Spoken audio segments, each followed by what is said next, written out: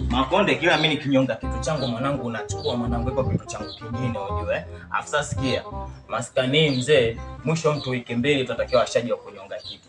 Wewe mwanangu tengeni nimekukaribisha mwanangu hapa inaenda mwezi yenyewe inatoboa, masiku kibao naenda kuendelea. Alafu mwisho siku hapata wazee wakija tunakimbizana. Sisi ndio tutakuwa tunaumia mwanangu, mimi nishatoka sugu kibao kwa ajili yako. Unaanza kutoa moshi puani, ongo unajua kupemesa tu.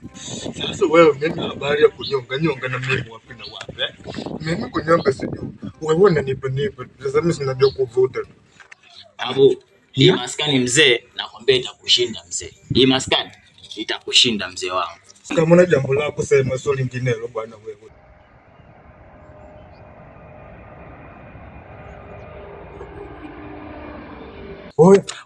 Wewe vipi babu? Angalia juu kwanza. Angalia kelele hizo.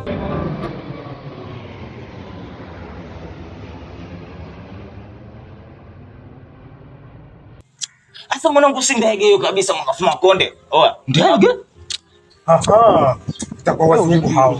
Babu, wazungu hao. Ndege imebeba rais hiyo babu. Hapo mwanangu vipi mwanangu pote shamba mwanangu pigo hizo. Sioni vingola na polisi wakinizunguka juu pana wewe. Hao wazungu hao. Ele mone parangu.